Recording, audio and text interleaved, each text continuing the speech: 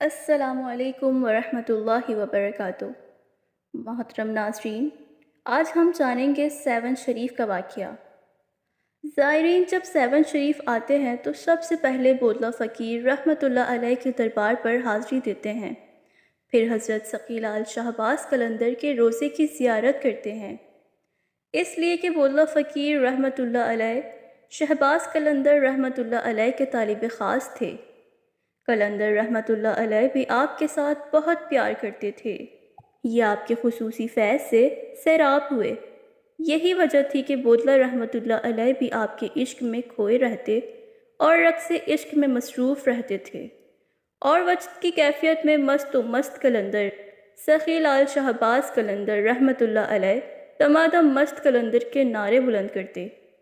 آخر بودلہ فقیر رحمۃ اللہ علیہ قلندری رنگ میں رنگ گئے، جس میں قلندر پاک رنگے ہوئے تھے۔ آپ نے بودلہ فقیر رحمۃ اللہ علیہ کی دنیا ہی بدل ڈالی اور بودلہ کو فقیر سے سکندر بنا دیا، اور وہ مستی میں مست ہو گئے۔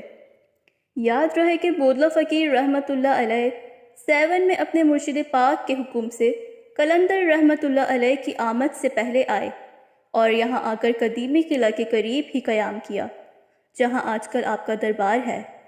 اس وقت شہر میں ہر طرف برائی اپنے عروج پر تھی، بلکہ سیون برائیوں کا گڑھ تھا۔ یہاں ایک عیاش اور ظالم راجہ چوپٹ حکمران تھا۔ اس پر دماغ راجہ کے ظالمانہ قصے ہر زبان پر عام تھے۔ رعایا اس کے ظلم و ستم سے سخت نالا تھی۔ ہر طرف خوف و ہراس کی فضا قائم تھی۔ لوگ اس ظالم حکمران کے ظالمانہ سلوک سے بہت پریشان سہمے رہتے تھے۔ یہ سیون کے مشہور قدیمی قلعے کے اندر محل تھا، اس میں راجہ رہتا تھا۔ بودلہ فقیر رحمۃ اللہ علیہ نے سیون میں اپنے مرشد کے پیغام امن کو لوگوں تک پہنچانا شروع کر دیا۔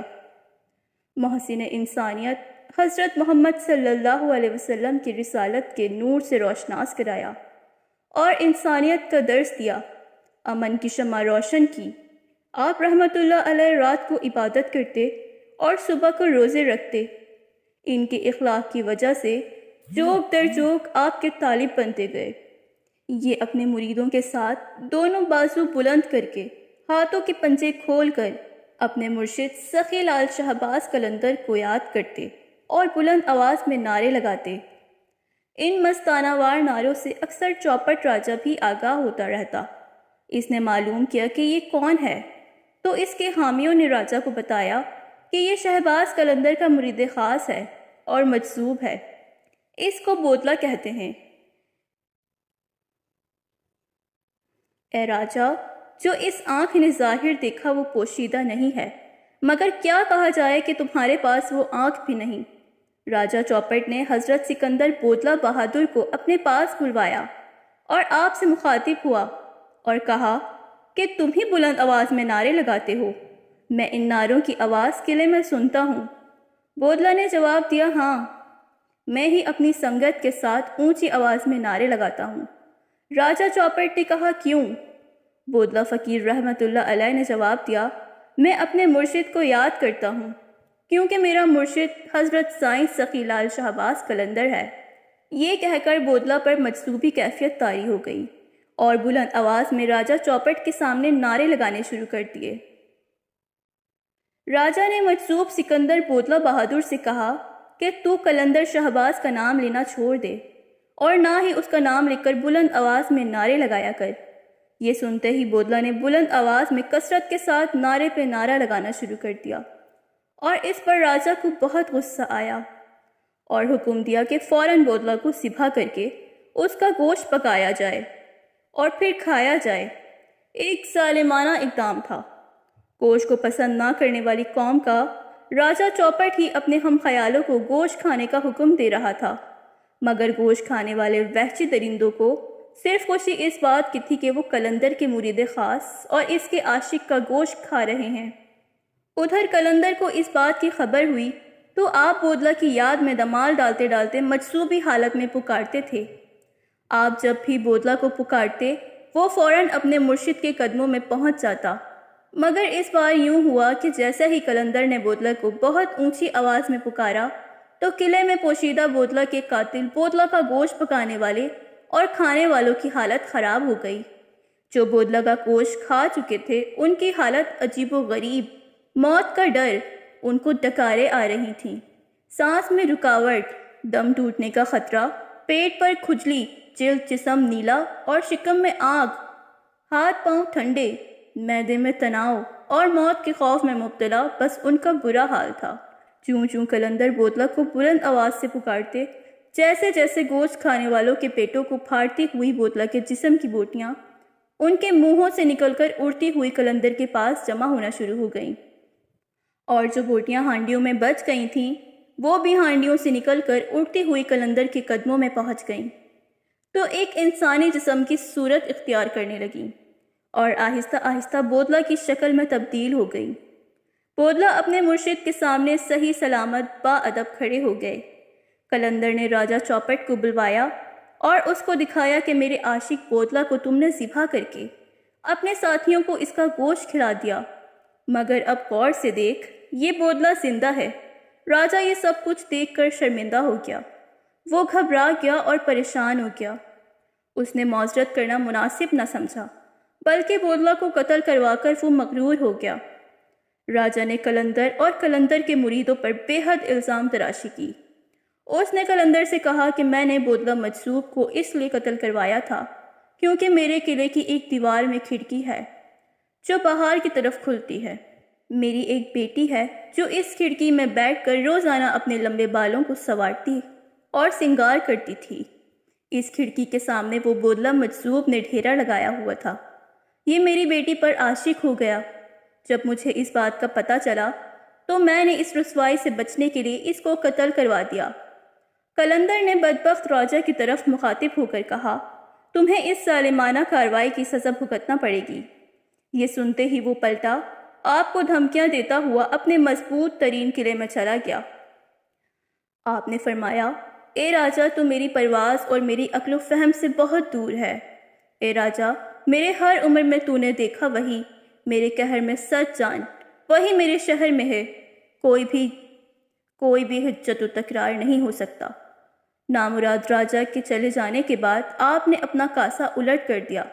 دیکھنے میں تو یہ کوئی خاص بات نہ تھی، اور نہ ہی قلندر کے پاس موجود بیٹھے ہوئے معتقدین طالبان نے محسوس کیا۔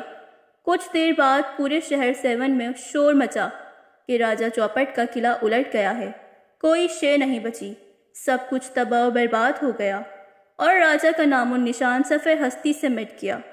اسی طرح ایک اور واقعہ یوں بیان کیا جاتا ہے کہ سیون میں ایک وقت ہندو راجہ جسر جی، جو عرف عام میں راجہ چوپٹ کہلاتا تھا، کی حکومت تھی۔ راجہ چوپٹ ایک عیاش تباہ آدمی تھا۔ راجہ رعایا کے حال سے بے خبر رہتا، لا قانونیت اور ظلم و تشدد ہر طرف عام تھا، کسی کی کوئی فریاد نہیں سنی جاتی تھی۔ اسی وقت کا یہ مقولہ آج بھی مشہور ہے، اندھیری نگری چوپٹ راج۔ لوگوں کو بے بس اور لاچار دیکھ کر ایک مجذوب جس کا نام سکندر بودلہ تھا، وہ اکثر ایک نعرہ مستانہ لگایا کرتا تھا، میرا مرشد آنے والا ہے، ظلم کا زوال ہونے والا ہے۔ اس نعرے کو سن کر شہر کے لوگوں کے دلوں سے دعا اٹھتی کہ خدا کرے ہمارا نجات دہندہ جلد آئے اور ہمیں راجہ کے ظلم سے بچائے۔ مجذوب کے نعروں کی اسی آواز میں راجہ اور قلعے کے لوگوں کو بغاوت کی بو محسوس ہوئی۔ بالآخر راجہ کی سپاہی اس مجذوب کو گرفتار کر کے راجہ کے پاس لے آئے۔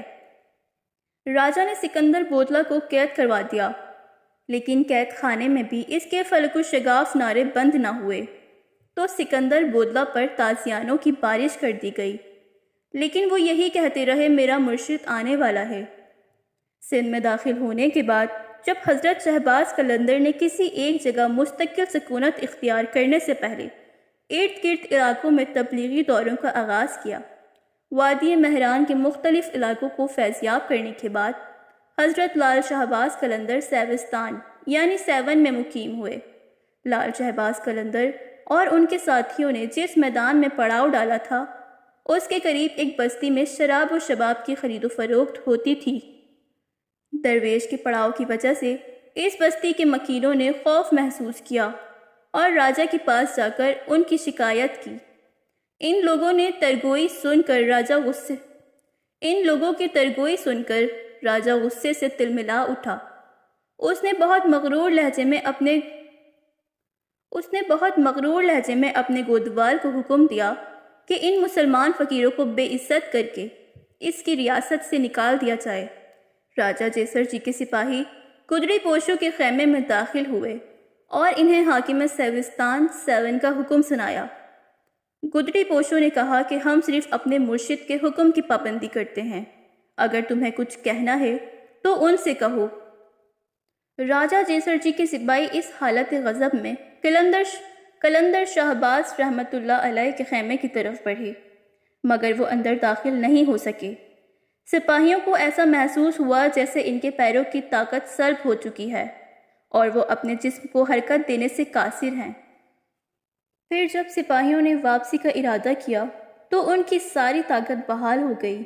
سپاہیوں نے دوبارہ خیمے میں جانے کی کوشش کی، اس بار بھی ان کے ساتھ ایسا ہی ہوا۔ مجبوراً سپاہی کچھ کیے بنا واپس چلے گئے۔ راجہ جیر جی اپنے سپاہیوں کی مجبوریوں کا قصہ سن کر چراغ ہو گیا۔ درباری نجومی کو طلب کیا گیا۔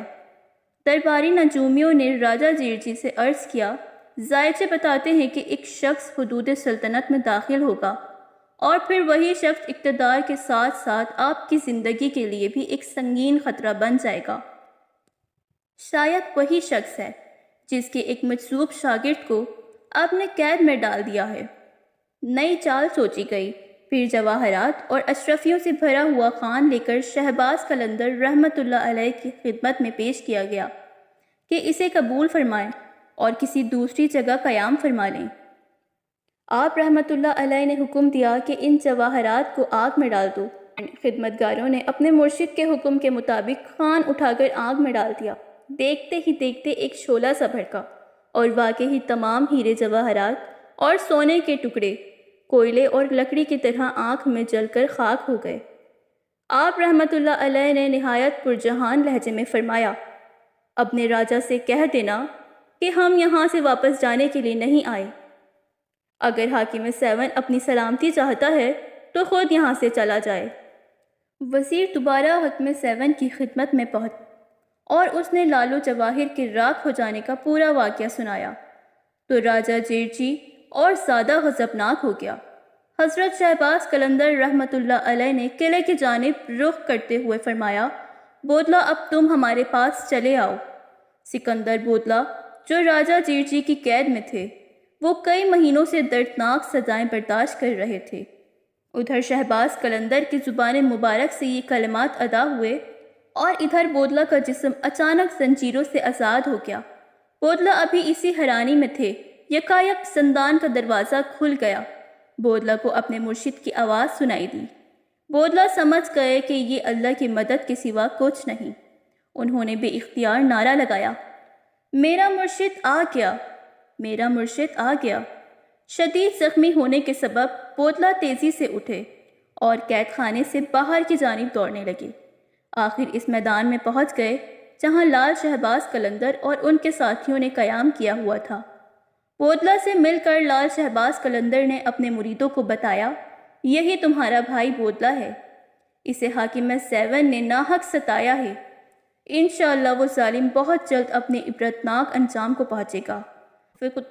شدید مخالفتوں کے باوجود شہباز قلندر رحمۃ اللہ علیہ نے 7 شریف میں رہ کر اسلام کا نور پھیلایا، ہزاروں لوگوں کو راہ ہدایت دکھائی، لاتعداد بھٹکے ہوئے افراد کا رشتہ خدا سے جوڑا، لوگوں کو اخلاق اور محبت کی تعلیم دی، سچائی اور نیکی کی لگن انسانوں کے دلوں میں اجاگر کی۔ آپ رحمۃ اللہ علیہ کی تعلیمات اور حسن سلوک سے 7